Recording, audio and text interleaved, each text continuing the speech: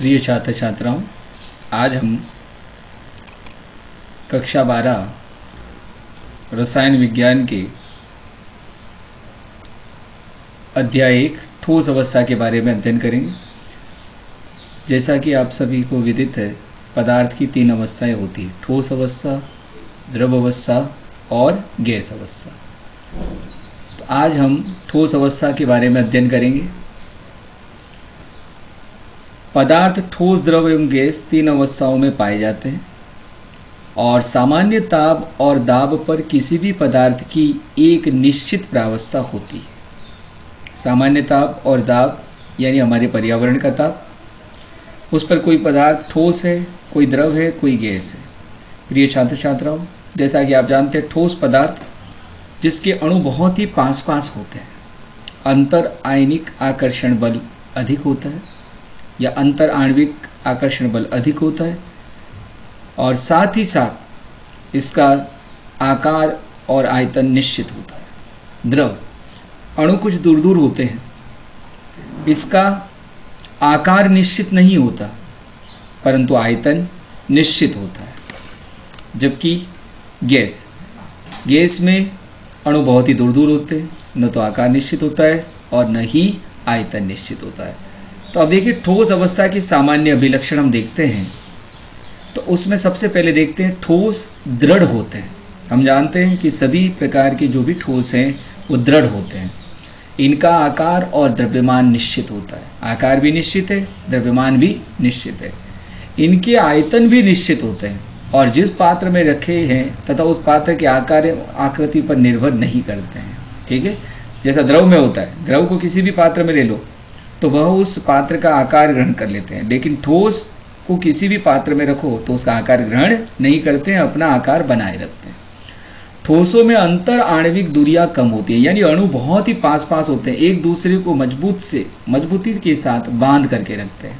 अंतर आणविक बल प्रबल होते हैं, यानी एक अणु का दूसरे अणु के साथ अंतर आणविक बल प्रबल होता है, इस कारण उसको तोड़ना बहुत ही मुश्किल होता है। ठोसों के अवयवी कणों की स्थितियां निश्चित होती है और ये कण अपनी माध्य दूरी के इर्द गिर्द कंपनशील होते हैं, यानी ये अणु अपनी माध्य दूरी के इधर उधर कंपन करते हैं।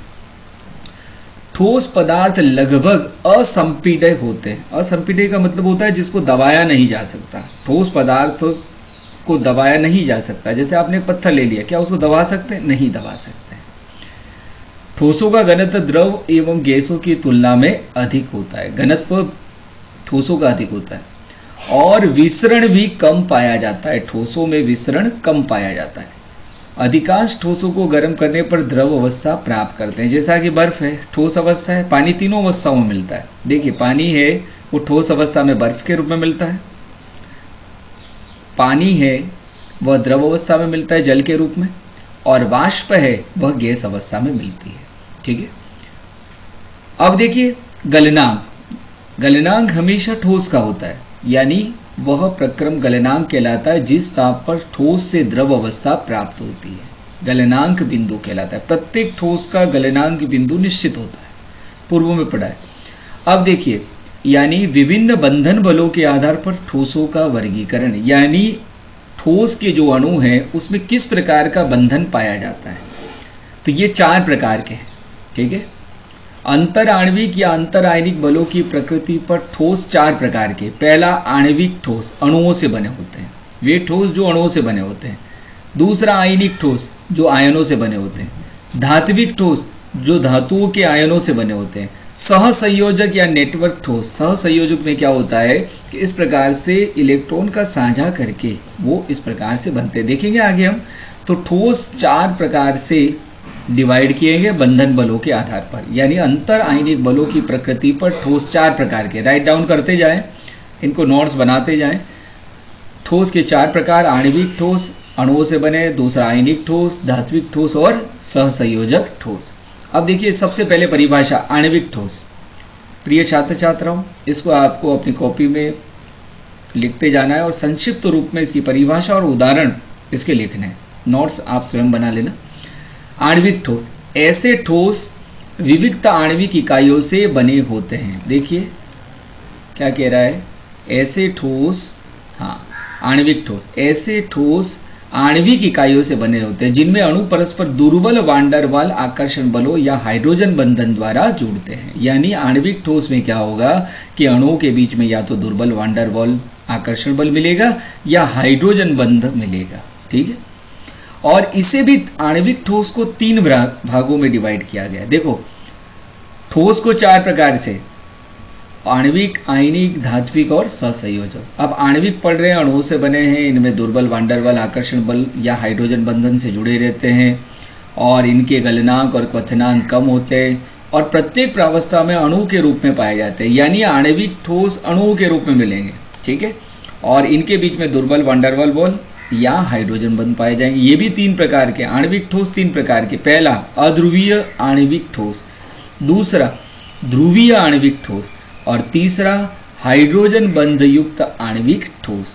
अब देखिए, यानी आणविक ठोस जो अणुओं से बने हैं, गलनांक और क्वथनांक कम है और ये अणुओं से मिलकर बने होते हैं। 3 प्रकार के अध्रुवी, यानी इनमें आणविक या परमाणुक पदार्थों को रखा है जिनमें अणुओं के मध्य परिक्षेपण या लंडन वांडर बल उपस्थित होते हैं, दुर्बल प्रकृति के बल होते हैं और गलनांक क्वथनांक बहुत ही न्यून होते हैं।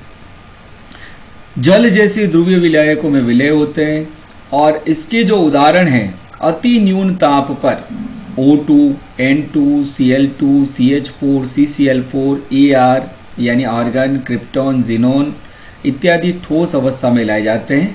तो ये क्या हुआ कि ये आपके अध्रुवी आणविक ठोस, यानी अध्रुवी आणविक ठोस, वे ठोस जिनके अंदर ध्रुव नहीं पाए जाते। जैसे आपने देखा है ना, ध्रुवीय कहते हैं हम, तो वो पॉजिटिव और नेगेटिव चार्ज से युक्त होते हैं। तो अब इसकी विशेषता क्या हुई? अध्रुवीय आणविक ठोस अणुओं से बने हैं लेकिन आणविक या परमाणुक पदार्थ हैं जिनमें अणु के मध्य परिक्षेपण या लंडन वांडर वाल बल उपस्थित होते हैं। ये इसकी पहचान हो गई। अध्रुवीय आणविक ठोस है वो अणुओं से बने हैं, परमाणु से बने हैं, लेकिन इसके बीच में, इनके अणुओं के बीच में परिक्षेपण या लंडन वांडर वाल बल उपस्थित होते हैं। दुर्बल प्रकृति के भौतिक बल है और गलनांक क्वथनांक बहुत ही न्यून होते हैं, अति वाष्पशील होते हैं, वैद्युत के कुचालक होते हैं और जल जैसे ध्रुवीय विलायक में अविलय होते हैं। तो ये छात्र छात्राओं, सबसे पहले आप इसका नाम लिखें, नाम लिखने के बाद पॉइंट बना करके इसकी विशेषताओं को लिखें, तत्पश्चात इसके उदाहरणों को लिखें। ठीक है, अब देखिए इसके उदाहरण हो गए, आगे एक चार्ट आएगा उसमें भी क्लियर हो जाएगा। O2, N2, Cl2, CH4, CCl4, organ, krypton, xenon अति न्यून ताप पर ये आपके अध्रुवीय आणविक ठोस हैं। यस, दूसरा ध्रुवीय आणविक ठोस। ध्रुवीय आणविक ठोस, इस प्रकार के आणविक ठोसों में अणु ध्रुवीय प्रकृति के होते हैं। ध्रुवीय प्रकृति का मतलब जैसे एक HCl का उदाहरण देखते हैं। हम जानते हैं कि Cl जो है वो H से बंधित इलेक्ट्रॉनों को अपनी ओर खींच लेता है और इस पर आंशिक धनावेश और इस पर Cl पर आंशिक ऋणावेश आ जाता है। तो इस प्रकार के आणविक ठोसों में अणु ध्रुवीय प्रकृति के होते हैं, यानी अणु का जो अणु है वो साथ में रहता है लेकिन एक अणु के एक भाग के ऊपर पॉजिटिव, दूसरे के ऊपर नेगेटिव आ जाता है, जो परस्पर प्रबल वांडरवाल भौतिक बलों द्वारा बंधे होते हैं। देखो, अध्रुवीय आणविक ठोसों के बीच में दुर्बल होता है और इसमें प्रबल वांडरवाल भौतिक बल होते हैं। अणुओं में द्विध्रुव अन्योन्य क्रियाएं होती है, मजबूत वांडरवाल पाए जाते हैं, ठोस भी मुलायम होते हैं, विद्युत के कुचालक, यानी ये भी विद्युत के कुचालक और ये भी विद्युत के कुचालक होते हैं, और जल जैसे ध्रुवीय विलायक में विलयशील होते हैं, जबकि ये अविलयशील होते हैं। कौन से? अध्रुवीय। इनका जलीय विलयन विद्युत का सुचालक होता है। जैसे आपने HCl है, HCl में विद्युत का प्रवाह नहीं होगा, लेकिन जैसे ही जल के अंदर HCl की बूंदे मिलाओगे या HCl में जल मिलाओगे तो वह विद्युत का चालन करता है, यानी इनका जलीय विलयन विद्युत का सुचालक है, जबकि ये कुचालक है। निम्न तापों पर ठोस प्रावस्था में प्राप्त किए जाते हैं HCl, SO2, CHCl3, है ना, यानी हाइड्रोक्लोरिक अम्ल, सल्फर डाइऑक्साइड और CHCl3। तो ये आपके ध्रुवीय आणविक ठोस है, यानी इसमें अणु है वो ध्रुवों के रूप में पाए जाते हैं, प्रबल वांडरवाल भौतिक बल पाए जाते हैं, विद्युत के कुचालक हैं, मुलायम है, लेकिन इनके जलीय विलयन विद्युत के सुचालक है। Very good. तीसरा आणविक ठोस का तीसरा प्रकार हाइड्रोजन बंध युक्त आणविक ठोस, यानी हाइड्रोजन बंध युक्त आणविक ठोस।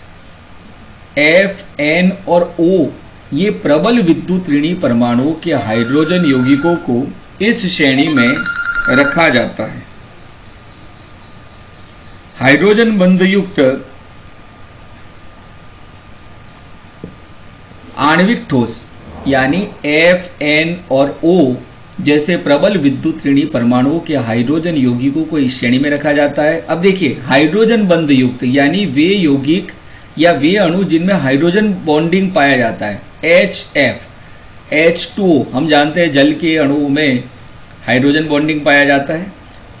NH3, CH3, COOH इत्यादि यौगिक में H परमाणु एक विशेष प्रकार का सेतु बंध बनाता है। जैसा कि कक्षा 11 में हमने पढ़ा था कि इलेक्ट्रॉनों का आदान प्रदान नहीं होता है, लेकिन F, N और O जैसे परमाणु जब कभी भी हाइड्रोजन के साथ बंधित होते हैं तो उनमें एक प्रकार का आकर्षण पाया जाता है, जिसके कारण इनके गलनांक और क्वथनांक बढ़ जाते हैं। यह हमेशा ध्यान में रखना। जैसे अल्कोहल में होगा, जल के अणुओं में होगा, तो अल्कोहल में भी क्या होता है, एक अणु का दूसरे अणु के साथ हाइड्रोजन बॉन्डिंग के कारण उसका क्वथनांक बढ़ जाता है। तो ये एक प्रकार का सेतु बंध बनता है और H परमाणु दो विद्युत ऋणी तत्वों के मध्य जुड़ जाता है और यह सामान्य तापों पर द्रव होते हैं और निम्न तापों पर ठोस होते हैं, कम वाष्पशील हैं, विद्युत के कुचालक होते हैं, परंतु इनकी द्रव अवस्था में आयनिक लवण जैसे NaCl को विलय कर दिया जाए तो विद्युत चालकता प्रदर्शित करते हैं। देखो, आणविक ठोस अणु से बने 3 प्रकार के अध्रुवीय, ध्रुवीय और हाइड्रोजन बंधित, इनके उदाहरण हमको लिख लेने। ठीक है, चलिए आगे चलते हैं। नंबर 2, आणविक ठोस हो गया। आणविक ठोस में 3 हो गए, अध्रुवीय, ध्रुवीय और हाइड्रोजन बंधित। दूसरा आयनिक ठोस। आयनिक ठोस देखो, परिभाषा अपने आप याद हो जाएगी। वे ठोस जो आयनों से मिलकर बने हैं। देखते हैं, ये उच्च गलनांक क्वथनांक वाले दृढ़ ठोस होते हैं। इनके गलनांक और क्वथनांक उच्च होते हैं। इनके अवयवी कण आयन होते हैं। देखो, आयनिक ठोस में अवयवी कण आयन है, जबकि आणविक ठोस में अवयवी कण अणु होते हैं। आयनिक ठोस के अवयवी कण आयन होते हैं, धनायन और ऋणायन से निर्मित होते हैं। प्रबल स्थिर विद्युत आकर्षण बल पाया जाता है। इसमें वांडरवल बल पाए जाते थे, जबकि इसमें प्रबल स्थिर विद्युत आकर्षण बल पाया जाता है।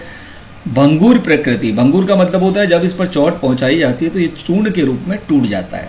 और ध्रुवीय विलायक, हमेशा ध्यान में रखें, ध्रुवीय विलायक में आपका जल आएगा और अध्रुवीय विलायक में आपका CCl4 बेंजीन आदि आएंगे। तो आयनिक ठोस ध्रुवीय विलायक में विलय हो जाते हैं। इनका जलीय विलयन विद्युत का सुचालक है, परंतु स्वयं ठोस अवस्था में विद्युत के कुचालक होते हैं।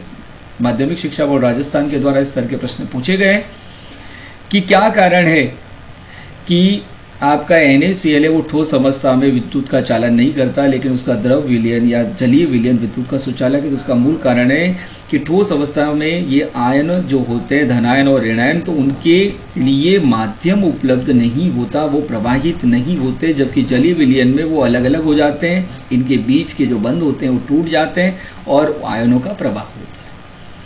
इन यौगिकों में आणविक इकाइयां नहीं पाई जाती और यह एक क्रिस्टल जालक का निर्माण करते हैं। देखो, क्रिस्टल जालक जिसकी निश्चित ज्यामितीय आकृति होती है, हमेशा ध्यान रखो, क्रिस्टल किसे कहते हैं, जिसकी निश्चित ज्यामितीय आकृति, जैसे शक्कर, जैसे फिटकरी, जैसे आप देख लीजिए कॉपर सल्फेट के क्रिस्टल। क्रिस्टल का मतलब है जिसकी निश्चित ज्यामितीय आकृति होती है। अब देखिए, इसके सूत्र है, जैसे आपका ठोस, आयनिक ठोस NaCl, Al2SO4 CaSO4 आदि आपके आयनिक ठोस के उदाहरण हैं। अब चले देखिए, NaCl की संरचना बनाई है तो ये इस प्रकार से क्रिस्टल संरचना बनाई जाती है। इसका राइट डाउन कर लें, इसका डायग्राम बना लें। और मैंने इससे पूर्व वाले वीडियो में आपके जो प्रश्न पूछे जाते हैं चित्रों से संबंधित, उसका एक अलग से वीडियो बना करके मैंने पोस्ट किया है, उसको अवश्य अभ्यास करें। आपके 4 से 5 अंकों के चित्र प्रति वर्ष पूछे जाते हैं, प्रयास करें। देखिए, Na+ छोटा आयन है और Cl बड़ा आयन है। जैसा हमने पूर्व में पढ़ा है कि धनावेश, जितने धनावेश होंगे आयन उतना छोटा होता जाएगा और जितने ऋणावेश बढ़ते जाएंगे उतना आयन बड़ा होता जाएगा। इस अवस्था में यानी क्रिस्टल जालक अवस्था में विद्युत के कुचालक हैं और मूलानुपाती सूत्र से प्रदर्शित करते हैं। लेकिन जैसे ही या तो ये द्रव अवस्था में होते हैं या जलीय आयन होते हैं तो यह विद्युत का चालन करते हैं। तीसरा ठोस, धात्विक ठोस। देखो, पहला आणविक, दूसरा आयनिक, तीसरा धात्विक। अब धात्विक ठोस एक प्रकार के धनायनों से बने होते हैं जो मुक्त इलेक्ट्रॉन से बने एक समुद्र में व्यवस्थित क्रम में फैले होते हैं। धात्विक ठोस जितनी भी प्रकार की धातुएं हैं उनमें मुक्त इलेक्ट्रॉन पाए जाते हैं, ठीक है ना, हमेशा ध्यान में रखें। और इसी कारण से धातुएं विद्युत की सुचालक होती है।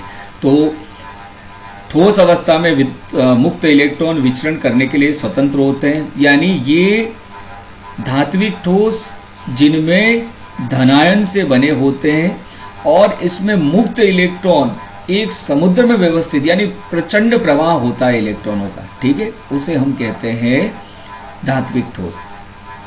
प्रत्येक धातु आयन अपना एक या अधिक इलेक्ट्रॉन त्याग करता है जिससे इलेक्ट्रॉनों का समुद्र बनता है, यानी प्रत्येक धातु आयन के द्वारा इलेक्ट्रॉन मुक्त करने का कारण बहुत सारे इलेक्ट्रॉन एकत्र हो जाते हैं और जैसे ही विद्युत क्षेत्र आरोपित करते हैं निम्न विभव से उच्च विभव की ओर मुक्त इलेक्ट्रॉनों का प्रवाह होने लगता है, यानी निम्न विभव से उच्च विभव की ओर और विपरीत दिशा में विद्युत धारा प्रवाहित होने लगती है। हमेशा ध्यान में रखें धातु के अंदर धनायन होते हैं और वे अपने इलेक्ट्रॉन, धनायन कब बनता है जब वे अपने इलेक्ट्रॉन को मुक्त करते हैं और ये सारे इलेक्ट्रॉन मिल जाते हैं और जब कभी भी इनको विद्युत क्षेत्र आरोपित करेंगे तो निम्न विभव से उच्च विभव यानी जहां कम इलेक्ट्रॉन होते हैं, है ना, तो निम्न विभव से उच्च विभव की ओर इन मुक्त इलेक्ट्रॉनों का प्रवाह होने लगता है और विपरीत दिशा में विद्युत धारा प्रवाहित होने लगती है।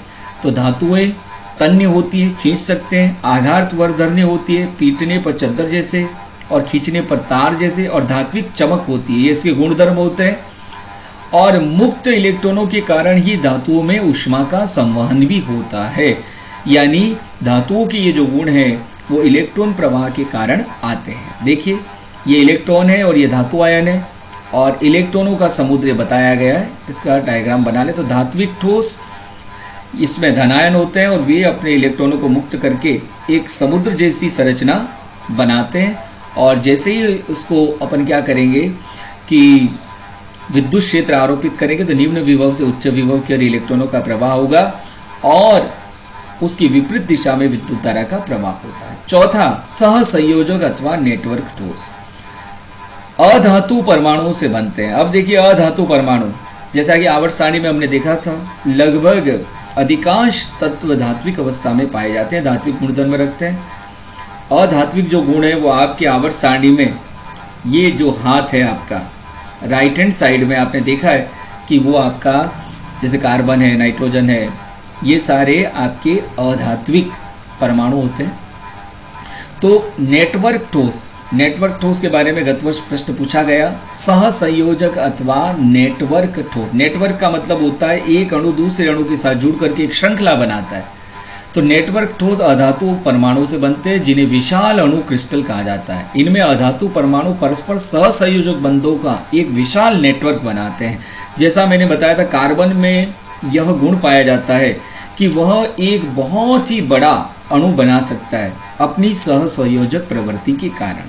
बहुत बड़ा गुण है कार्बन में और कार्बन के इस गुण के कारण, है ना, तो वह सहसंयोजक के अथवा नेटवर्क ठोस के अंतर्गत एक विशाल प्रकार के अणु का निर्माण करता है।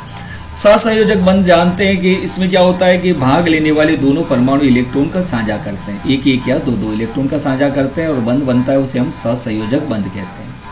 सहसंयोजन बंध दिशात्मक होते हैं, निश्चित ज्यामिति व्यवस्था के होते हैं। उदाहरण हो जाएगा हीरा, सिलिकॉन, कार्बाइड, क्वार्ट्ज, ग्रेफाइट, ये आपके नेटवर्क ठोस के उदाहरण हो जाएंगे।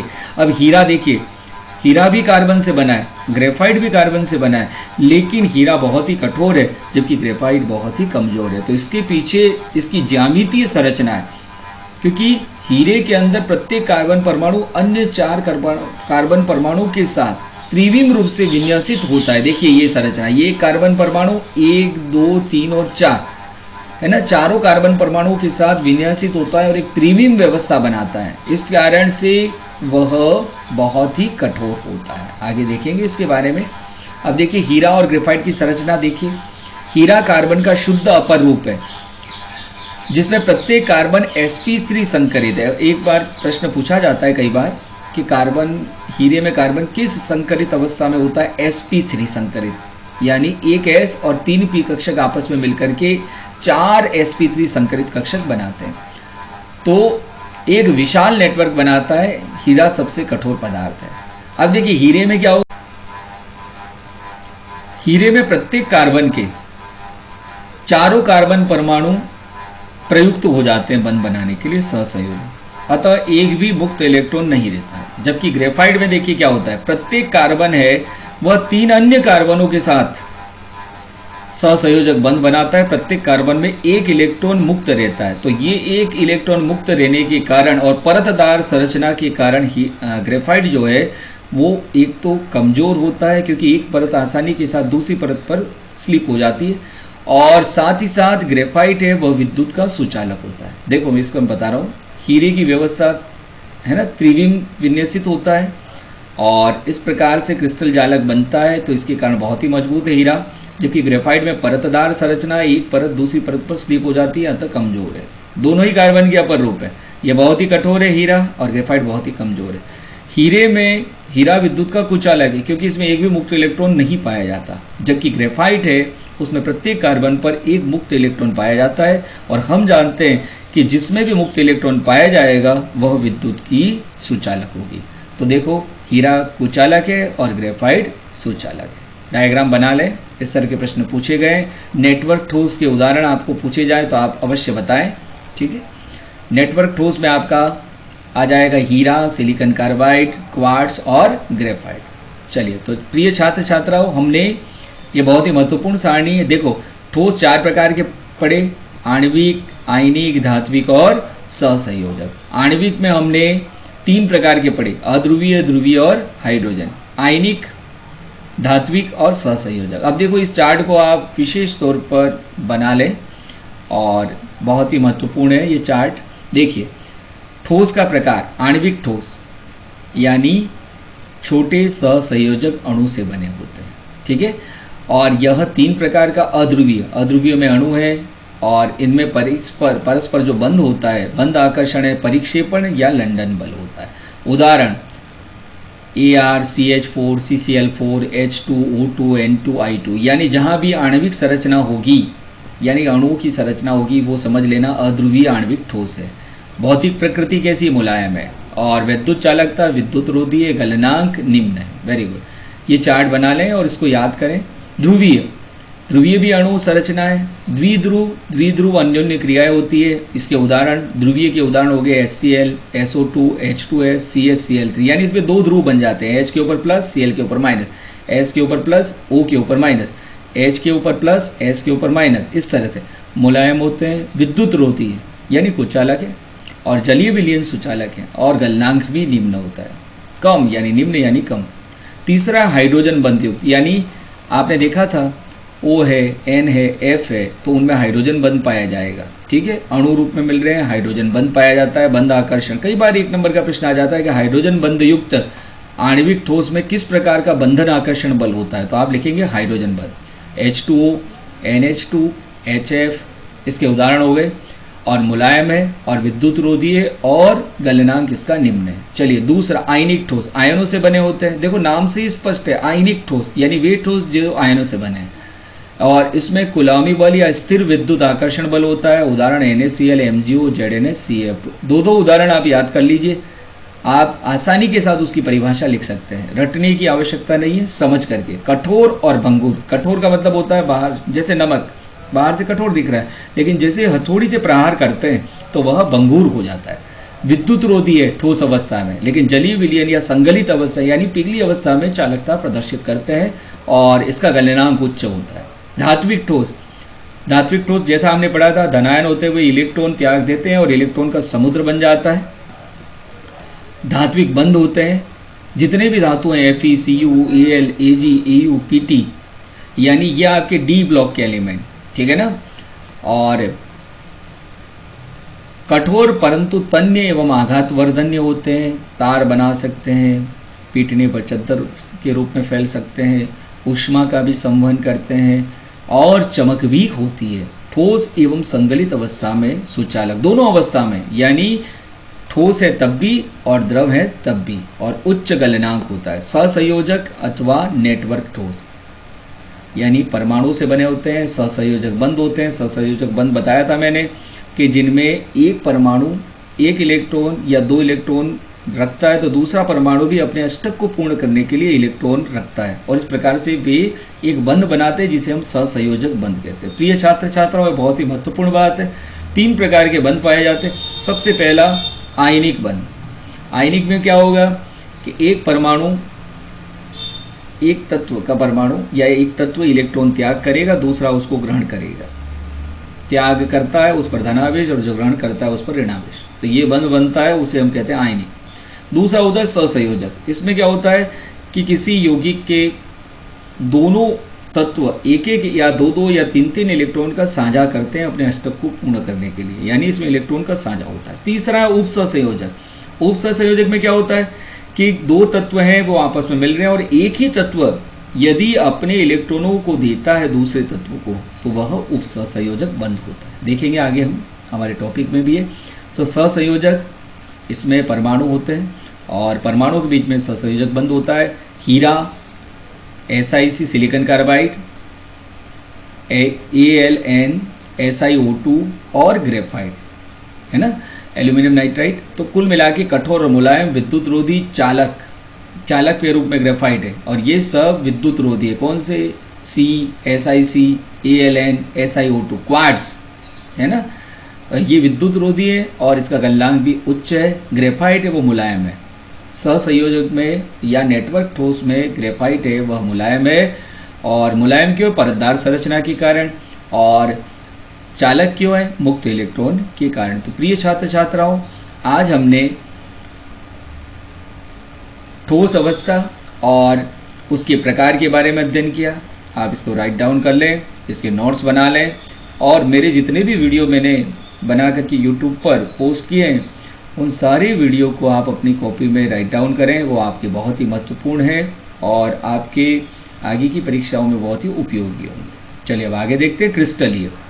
क्रिस्टलीय, जैसे मैंने पूर्व में बताया था, क्रिस्टलीय का मतलब होता है कि जिसकी निश्चित ज्यामितीय आकृति होती है।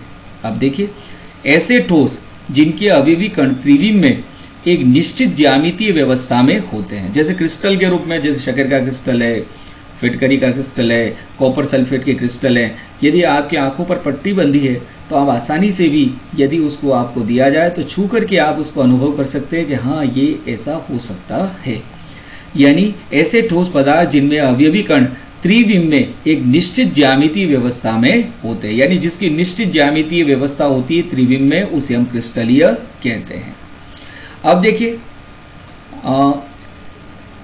अक्रिस्टलीय ठोस, ऐसे ठोस जिनके अवयवी कण त्रिविम में किसी निश्चित ज्यामितीय व्यवस्था में नहीं होते, यानी जिसकी कोई निश्चित ज्यामितीय आकृति नहीं होती है, उसे हम अक्रिस्टलीय ठोस कहते हैं। आगे हम देखेंगे क्रिस्टलीय और अक्रिस्टलीय ठोस में उदाहरण। चलिए अब देखिए क्रिस्टलीय ठोस के उदाहरण, सोडियम क्लोराइड और क्वार्ट्ज, NaCl SiO2, ये आपके क्रिस्टलीय हैं। और अक्रिस्टलीय जिसे अमोर्फोस ठोस कहते हैं। अमोर्फोस का तात्पर्य आकृति का नहीं होना, ठीक है। यानी हमने 2 प्रकार पढ़े, क्रिस्टलीय जिसकी निश्चित ज्यामितीय आकृति है, इसके उदाहरण हो गए सोडियम क्लोराइड और क्वार्ट्ज, और दूसरा अक्रिस्टलीय जिसकी निश्चित ज्यामितीय आकृति नहीं होती, और इसके 2 उदाहरण हो गए क्वार्ट्ज कांच, रबर, प्लास्टिक, टेफ्लॉन, ये आपके अक्रिस्टलीय। कैसे हैं? अक्रिस्टलीय। चलिए आगे देखते हैं क्रिस्टलीय और अक्रिस्टलीय के गुणों में अंतर। ये एक चार्ट बहुत ही महत्वपूर्ण है। देखो, क्रिस्टलीय और अक्रिस्टलीय ठोस आकार, क्रिस्टलीय में निश्चित अभिलाक्षणिक ज्यामितीय आकार होता है, ठीक है। इसको राइट डाउन करें, इस चार्ट को बना लें। अक्रिस्टलीय का अनियमित आकार है, याद रखें। क्रिस्टलीय जिसकी निश्चित ज्यामितीय आकृति होती है, अक्रिस्टलीय जिसकी निश्चित ज्यामितीय आकृति नहीं होती है। अवयवी कणों की व्यवस्था एक निश्चित क्रम में व्यवस्थित होते हैं, इसमें अव्यवस्थित होते हैं। गलनांक, तीक्ष्ण और निश्चित गलनांक होता है क्रिस्टलीय का, और अनिश्चित गलनांक होता है, पहले ताप के साथ नरम होते हैं फिर पिघलते हैं। देशिकता, ये बहुत ही महत्वपूर्ण है। देखो क्रिस्टलीय होंगे वो विषम देशिक होते हैं और यह समदेशिक होते हैं। इसको समझते हैं। देखिए विषम देशिक में देखो क्या होगा, जैसे आपका एक क्रिस्टल है NaCl, हमने पढ़ा था Na है उसका आकार छोटा है, Cl है उसका आकार बड़ा है। अब देखो इस प्रकार से जमे हुए हैं, और जब इसको इस प्रकार से हम कट करते हैं तो ये आपका Cl का अणु, ये आपका Na का अणु, ये आपका Cl का अणु, ये आपका Na का अणु, यानी यहाँ के गुणधर्म अलग होंगे, यहाँ के गुणधर्म अलग होंगे। विषम देशिकता, विषम देशिकता का मतलब होता है जब इस प्रकार से उसको कट किया जाता है, या तो तिरछा कट। क्रिस्टल में विषम देशिकता का गुण पाया जाता है, जैसा हमने अध्ययन किया। देखिए, अगर हम इस तरह से ए और बी को कट करते हैं किसी क्रिस्टल को, तो ये गुणधर्म एक जैसे होंगे। लेकिन यदि हम सी और डी के रूप में कट करते हैं तो ये गुणधर्म अलग होंगे, यहां पर गुणधर्म अलग होंगे। इसको कहते हैं विषम देशिकता। तो विषम देशिकता क्रिस्टलीय ठोस का विशिष्ट गुण है। और समदेशिकता यानी आप अक्रिस्टलीय को किसी भी काट से कट करें, उसके कहीं पर भी किसी भी प्रकार के गुणों में कोई अंतर नहीं होता है। ठीक है। प्रकृति वास्तविक ठोस होते हैं क्रिस्टलीय, और अक्रिस्टलीय आभासी ठोस या अतिशितित द्रव होते हैं। उदाहरण देख लीजिए, क्रिस्टलीय के NaCl, Na2SO4, ZnS। इसके उदाहरण याद रखें और इसके गुणधर्म याद करें, याद करने है ना। और अक्रिस्टलीय में कांच, रबर, प्लास्टिक पदार्थ इत्यादि अक्रिस्टलीय के उदाहरण हैं। चलिए, तो आज हमने बहुत ही महत्वपूर्ण कंटेंट पढ़ा। ये देखिए, ये विषम देशिकता है जो क्रिस्टलीय का गुण है। और समदेशिकता का मतलब है किसी भी रूप में उसको कट किया जाए, प्रत्येक भाग पर उसके गुणधर्मों में कोई अंतर नहीं आता। ठीक है। तो ये इस प्रकार से। हाँ, देखिए, एक और चीज मैं बताना चाह रहा हूं।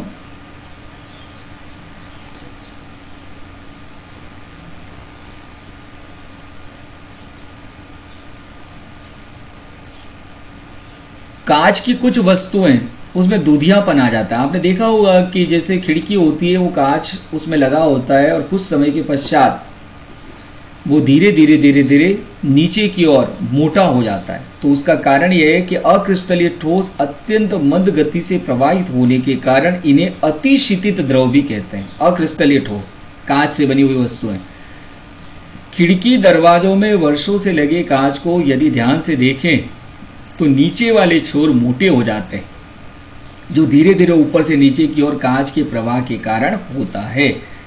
यानी कांच से बनी हुई खिड़की है, आप देखेंगे कि जैसे जैसे समय होता जाएगा उसकी जो नीचे वाला पार्ट है ना, लोअर पार्ट है, वो मोटा हो जाता है। क्यों? क्योंकि कांच में अतिशीतित द्रव के अंतर्गत आते हैं, बहाव होता है। अब देखिए, क्रिस्टलीय ठोस में विषम देशिकता का महत्वपूर्ण गुणधर्म पाया जाता है। भौतिक गुणधर्म अपवर्तनांक, विद्युत प्रतिरोधकता, तापीय चालकता, यांत्रिक सामर्थ्य इत्यादि के मान एक ही क्रिस्टल में भिन्न भिन्न दिशाओं में भिन्न भिन्न होते हैं। यानी यहां इस जगह पर अपवर्तनांक या विद्युत प्रतिरोधकता के गुण अलग होंगे और यहां पर भी अलग होंगे। तो ये कहलाता है विषम देशिकता। इसकी परिभाषा नोट कर लें कि ये क्रिस्टलीय ठोसों का एक बहुत ही महत्वपूर्ण गुणधर्म है, और उसमें विषम देशिकता के अंतर्गत निम्न गुणधर्म अपवर्तनांक, विद्युत प्रतिरोधकता, तापीय चालकता, यांत्रिक सामर्थ्य इत्यादि के मान एक ही क्रिस्टल में भिन्न भिन्न दिशाओं में भिन्न भिन्न प्राप्त होते हैं। इसका मूल कारण है कि इसमें ये जो परमाणु हैं, ये जो आयन है, उसकी अलग अलग व्यवस्था होती है। और ये चार्ट आप बना लें, राइट डाउन कर लें। क्रिस्टलीय और अक्रिस्टलीय ठोस में अंतर बहुत ही महत्वपूर्ण है। हमें उदाहरण भी याद रखने हैं और संक्षिप्त में इसकी परिभाषाओं को लिख लें। हूबहू उतारने की आवश्यकता नहीं है। आकार है तो निश्चित अभिलक्षणिक, ज्यामितीय आकार, अनियमित आकार, इस तरह से हम लिख सकते हैं। उदाहरण देख लें।